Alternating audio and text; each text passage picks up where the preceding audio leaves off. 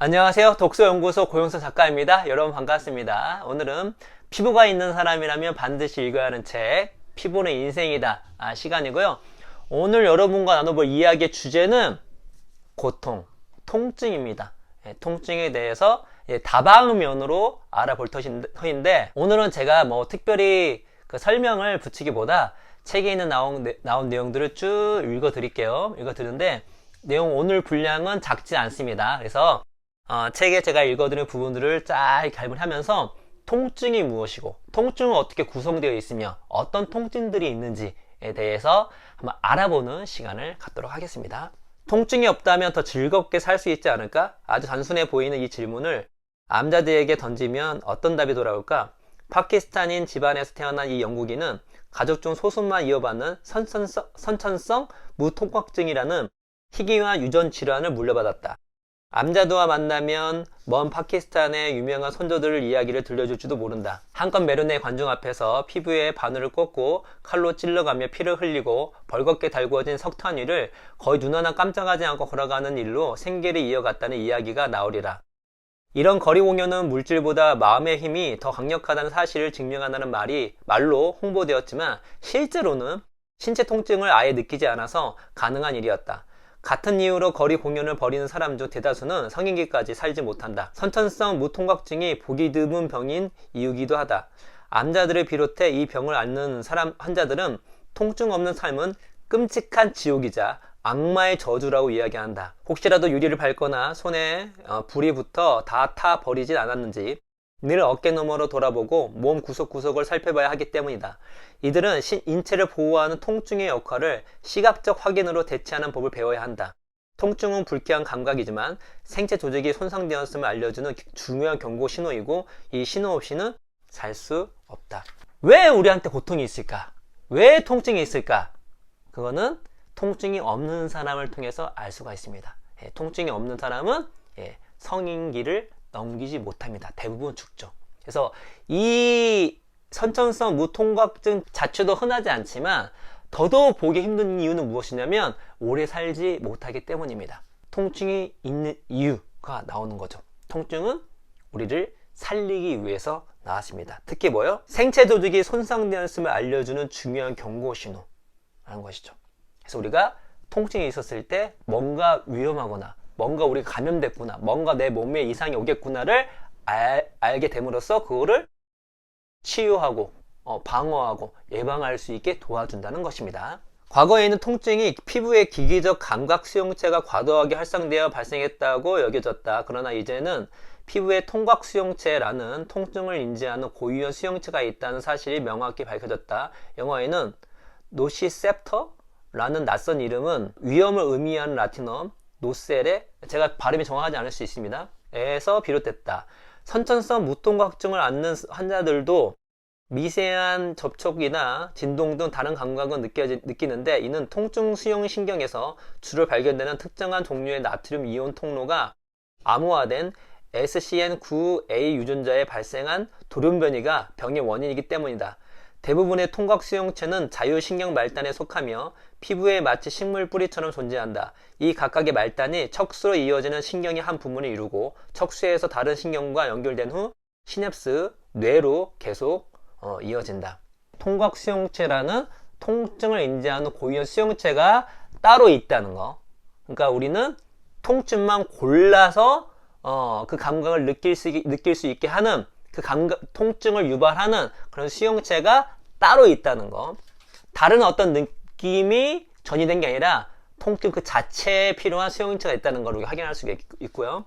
통각 수용체는 기기적 수용체와 온도 수용체와 화학적 수용체까지 세 종류로 나뉜다. 기기적 통각 수용체는 피부가 과도하게 뭉개지거나 베일 때 이를 감지한다.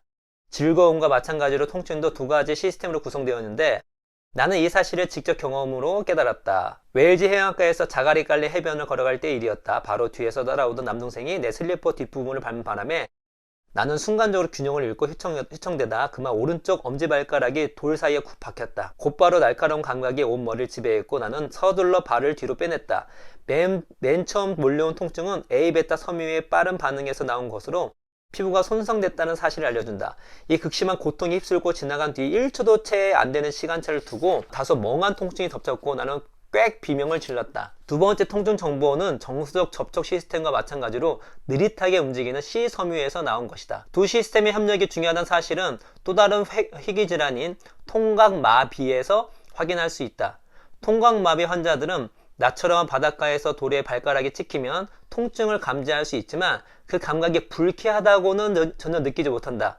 그저 낯선 느낌, 웃기기까지 한 진동만 느낄 뿐이다. 첫 번째로 대응하는 감각 구별 경로는 멀쩡한데 발가락에 압력이 가해졌음을 감지하는 것, 원인 영향 또는 아야 소리가 튀어나오는 느낌 경로가 제대로 기능하지 않기 때문이다.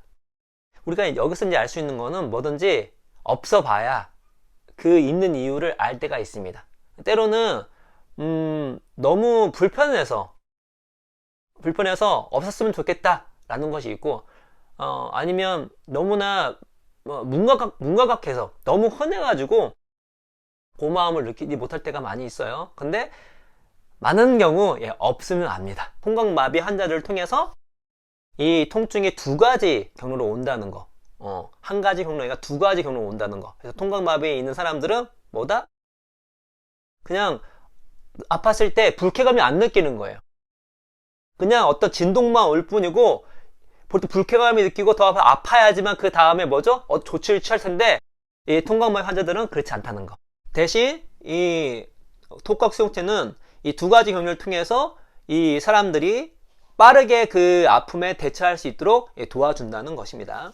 온도 통각 수용체는 고통스러울 만큼 뜨겁거나 차가운 온도를 감지한다. 특히 TRPV1 수용체가 가장 두드러진 기능을 한다. 이 수용체는 섭씨 43도보다 높은 온도를 감지하며 동시에 고추의 활성 성분인 캡사이신에 의해서도 활성화된다. 고추를 먹거나 고추가 피부에 닿으면 타는 듯한 느낌이 드는 것도 같은 수용체가 뜨거운 온도에서도 활성화되어 반응하기 때문이다. 재밌네요. 우리가 고추를 먹을 때 뜨거운 느낌이 드는 이유는 무엇이냐면 그 고추의 캡사이신을 온도 통각 수용체가 반응하기 때문에 우리가 그렇게 느끼는 것입니다. 마찬가지로 피부에 존재하는 주된 냉기 수용체인 TRPM8이다. 이 수용체는 섭씨 20도 이하에서 활성화되고 민트에 함유된 맨솔에도 활성화된다. 그래서 치약이나 맨솔이 함유된 크림, 로션에 온도계를 갖다 대보면 실온으로 나오지만 피부에 바르면 시원한 느낌이 든다. 이것도 재밌습니다. 맞죠? 맨솔 이런 같은 경우는 실제 온도가 낮은 게 아니라 피부가 느꼈을 때 온도가 더 낮게 느껴진다는 것이죠. 시원한 느낌이 든다는 것입니다. 그 이유가 무엇이냐면 여기 냉기 수용체 때문이다. 피부에서 감지되는 통증이 모두 외부에서 주어진 자극에 대한 반응인 것은 아니다. 학생 시절 나는 시험 기간을 일주일 앞두고 교과서와 피자 상자에 파묻혀 지낸 적이 있다. 미루다 겨우 샤워를 하고 거울을 보니 오른쪽 어깨 바로 아래쪽 등 부분에 작은 돌기와 수포, 지름이 1cm보다 작은 물집, 수포가 작은 띠 모양으로 돋아나 있었다. 대상포진이었다. 스트레스 때문인지 시험 기간에 맞춘 식단 때문인지 아니면 다른 이유 때문인지 알 수가 없었다. 약간 가렵긴 했지만 내 몸에 있던 3살 때 수두를 앓은 후 피부와 연결된 신경에 잠자코 잠들어 있었을 수두 대상포진 바이러스가 마침내 모습을 드러냈던 사실은 의대생으로서 흥미진진한 일이었다. 저랑 정말 친한 친구가 직장생활을 하면서 거의 1년에 한 번, 2년에 한 번 정도 계속 대상포진에 걸리는 것 같아요. 그래서 너무 안쓰러웠습니다. 저는 한 번도 대상포진으로 아파본 적은 없어요. 근데 정말 아프다고 하더라고요. 근데 이제 지금 저희 어머니가 지금 대상포진으로 아프셔가지고 그래서 제가 이 책을 읽는데 더 이렇게 이 부분이 이렇게 와 닿았던 것 같습니다. 그래서 어머니도 되게 아파하셔가지고 좀 나이도 있으신데 너무 이제 걱정이 많이 되더라고요. 대상포진을 통해 우리는 피부에 신경이 어떻게 분포되어 있는지 눈으로 확인할 수 있다. 척수에서 뻗어나온 단일 신경과 연결된 피부 부위를 피부 분절이라고 한다. 인체에는 머리부터 발가락까지 총 30곳의 피부 분절이 있고 원래는 눈에 보이지 않는 그 경계를 볼 수 있는 유일한 기회가 바로 대상포진이다. 수두에 걸리면 보통 피부의 넓은 면적이 영향을 받고 한 차례 지나고 나면 원인 바이러스인 수두 대상포진 바이러스는 척수의 단일 신경 뿌리에서 수년 동안 동면 상태로 머문다. 정확한 이유는 거의 알려지지 않았지만 면역계가 약화되는 것과 관련성이 크다고 보여지는 어떤 계기에 의해 이 바이러스는 척수에서 나와 신경을 타고 피부로 이동한다. 그리고 몸 한쪽에 뚜렷하게 구분되는 한정된 영역에 증상을 일으킨다. 대상포진으로 물집이 생기고 피부가 벌겋게 되는 것 자체는 그리 힘들지 않는다. 하지만 가시적 증상이 가라앉고 일주일쯤 지나자 대상포진 후 신경통으로 불리는 증상이 시작됐다.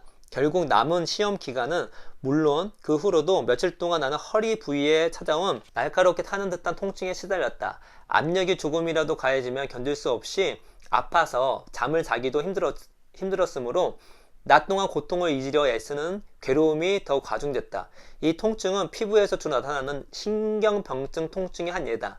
즉 통증 자극을 감지하도록 특화된 통각수용체와 달리 이런 신경병증 통증은 통증 신호를 뇌로 올려보내는 신경말단이 손상되면서 발생한다. 이 대상포진이 흥미로운 게 수두 대상포진 바이러스가 우리가 수두가 걸렸을 때 수두가 나도 이 몸속에 잠복해 있다가 정확하게 알려지진 않았지만 보통 면역기능, 그야말로 스트레스에 의해서 추론해 볼 수가 있겠죠?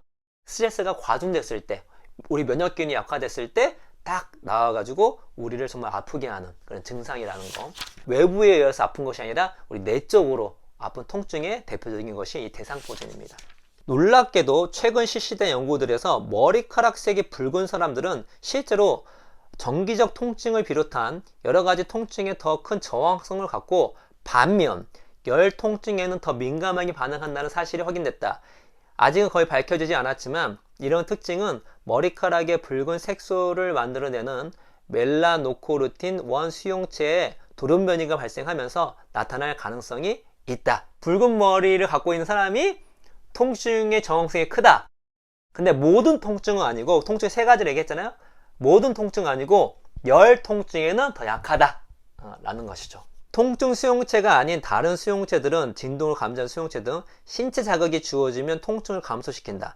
무릎을 어딘가에 세게 부딪혔을 때 얼른 손을 대고 문지르면 일시적으로나마 통증이 약화되는 것도 이런 이유 때문이다. 우리가 뭔가 아팠을 때 막 문지르잖아요. 그게 헛된 행위가 아니라는 거죠. 실제로 이렇게 문질렀을 때 어떻다?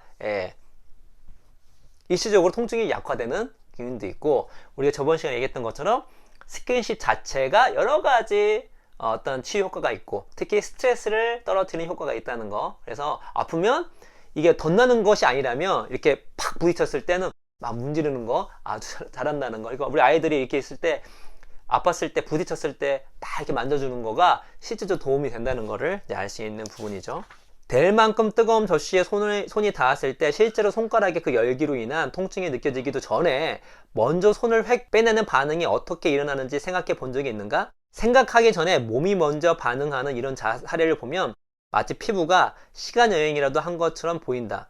피부에 있는 수용체가 뜨거운 접시의 열을 감지하면 신경 신호를 발생시키고 그것이 손가락에서 팔을 타고 척수를 거쳐 감각 누련에 전달된다. 척수 내에서는 이 신호가 작은 열압 누련을 통해 운동 누련으로 전달된다. 운동 누련에 신호가 도달되면 근육이 활성화되면서 위험한 대상에서 얼른 손을 빼내는 반응이 나온다. 이 중에 뇌가 관여하는 부분은 전혀 없고 전적으로 무의식 중에 이루어진다. 신호가 천천히 활성화되는 통증신경인 시촉각 섬유를 거쳐 뇌에 도달한 후 대략 1초 정도가 지나서야 통증이 느껴진다. 그러니까 정말 뜨거운 물을 딱 담갔을 때 우리가 통증을 느끼고 빼는 것이 아니라 먼저 빼고 통증을 느낀다는 것입니다. 그래야만 하겠죠. 왜냐면 보통은 통증이라는 것이 우리가 어떤 위험성을 주는 신호이긴 하지만 정말로 우리가 극심한 고통이 야기되는 것 같은 경우는 어떤 일이 벌어지죠? 만약에 그거를 고통을 느낀 다음에 하게 되면 몸에 더 큰 손상이 일어날 수 있겠죠. 그래서 이런 피부에서 오는 그 감각이 이런 급박한 상황 가운데는 뇌로 먼저 보내는 것이 아니라 뇌로 가기 전에 이 척수 이 안에서 뇌로 가기 직전에 그 신경에서 처리를 함으로써 우리가 움직이고 나서 나서 이것이 정말 아픈 거였구나라는 것들을 나중에 신호를 준다는 것이죠. 특히 이 피부는 우리가 최대한 생존에 유리하게끔 이렇게 세팅이 되어 있다는 거 알 수가 있는 부분이고, 우리가 왜 아프기도 전에 미리 무의식적으로 반사적으로 뜨거운 물이 있었을 때 빼게 되는지 알 수 있는 대목입니다. 기분 좋은 느낌은 금세 사라지는데 고통은 오래도록 남는 경우가 너무 많다는 것도 참 의문스러운 일이다. 고통은 피부에 흔적을 남길 수 있으며 때때로 그 흔적은 평생 동안 사라지지 않는다. 피부에 손상이 발생하면 어느 정도 시간이 흘러야 변화가 일어나고 그 시간 동안 우리는 다시는 이런 일이 일어나지 않아야 한다는 생각을 하게 된다. 일광 화상을 입은 곳은 일상적 접촉에도 손바닥으로 매섭게 한 대 맞은 것처럼 느껴지고 온수에 샤워라도 하면 펄펄 끓는 요감에 들어간 것처럼 고통이 밀려온다. 이렇게 대부분 무해한 감각이 통증을 일으키는 것을 이질 통증이라고 한다.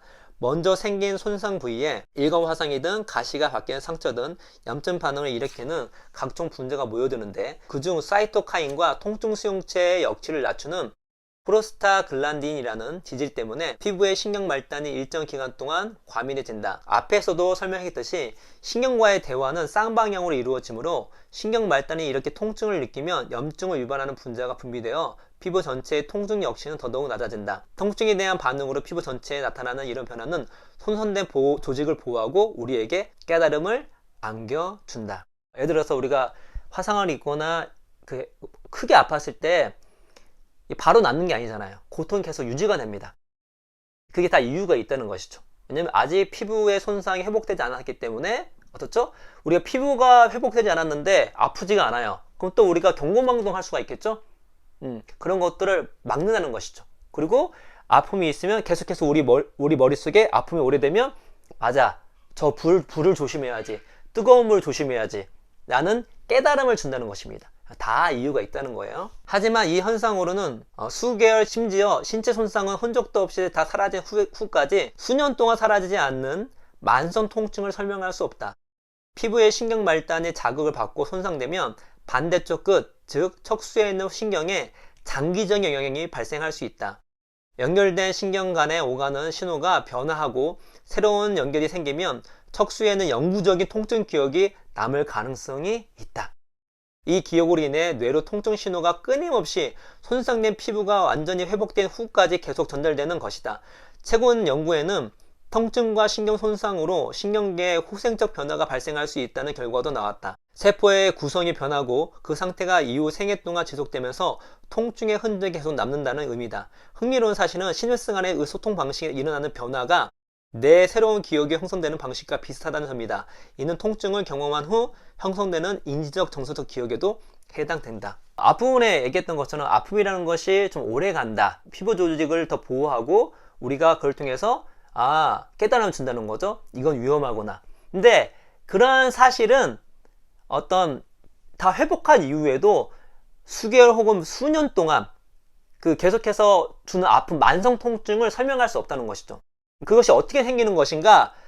통증 기억으로 생긴다는 것입니다. 그러니까 우리가 뇌 가소성이라고 얘기를 하잖아요. 우리가 장기 기억이라 하는 것은 우리 형이상학, 보이지 않는 것에 기억이 있는 것이 아니라 뇌가 해부학적으로 변했기 때문에 장기 기억이 된 거예요. 그런 것과 비슷하게 통증도 마찬가지라는 거죠.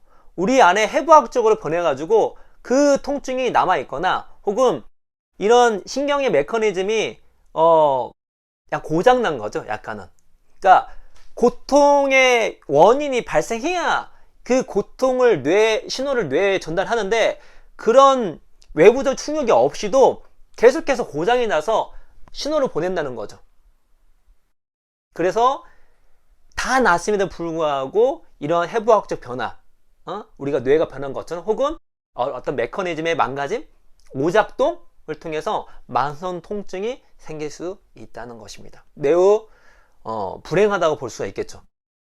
왜냐면 이거는 어떤 이유가 있을 수 있겠지만 계속해서 났음에도 불구하고 통증이 계속 온다는 것은 되게 안타까운 사실이라고 볼 수가 있겠는데, 그런 것이 왜 왔냐? 그냥 어떤 심리적 문제가 아니라 실제로 생물학적 상황에서 이런 일이 벌어진다는 것이죠.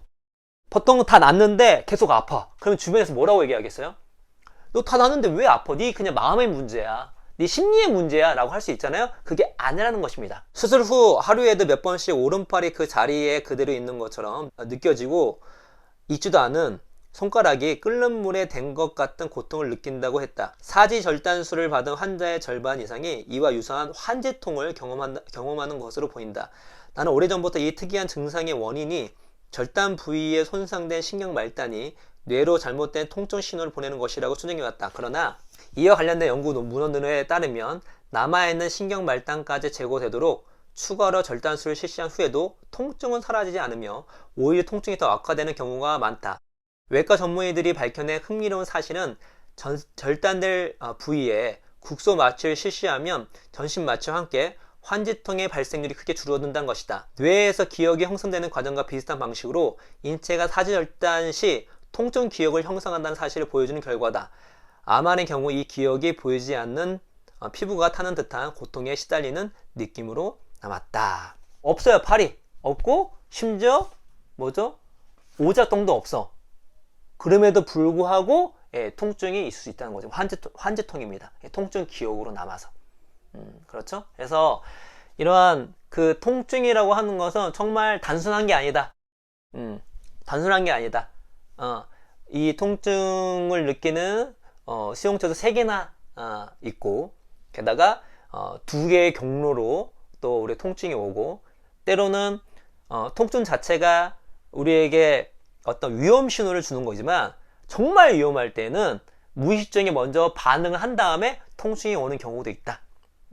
그리고 통증이 좀 오래 가는 이유는 피부 손상이 망가졌을 때 그거를 보호할 뿐만 아니라 우리에게 깨달음을 준다. 아, 이런 것들은 아프구나. 그것들을 이 아픔이 오래되면서 그 머릿속에 각인시키는 효과가 있다. 그럼에도 불구하고 다 낫지만 고통이 계속되는 만성 통증이 있다. 그거는 심리의 문제가 아니다. 어떻다? 통증 기억, 행복적 변해가지고 기억이 남아서 실제로 아픈 거, 혹은 어떤 메커니즘의 오작동을 통해서 실제로 어떤 통증이 오는 반응을 받지 않았는데도 불구하고 뇌로 통증에 대한 신호를 보내가지고 몸이 아픈 거다. 그래서 실제로 아픈 거다. 라는 것들에 대해서 우리가 이제 알아봤습니다. 통증에 대해서, 고통에 대해서 우리가 뭐 메커니즘을 아는 것도 중요하지만 중요한 거는 우리 인생에서 고통이 있는 이유가 있구나. 이게 정말 불편하고 싫은 거지만 다 이유가 있구나. 통증은 다 계획이 있구나. 라는 것들을 알 수 있는 시간이었습니다. 그래서 또 피부는 인생이다 이 책 읽으시면서 여러분이 피부에 대한 어떤 견문을 넓히시고 특히 우리의 촉각에 대한 견문을 넓히시고 무엇보다 이런 것들은 우리가 인생을 살아가는 철학적 측면에서도 한번 생각해 볼 필요가 있다는 생각이 듭니다. 그래서 오늘 이야기는 이것으로 마치도록 하겠습니다. 여러분 감사합니다.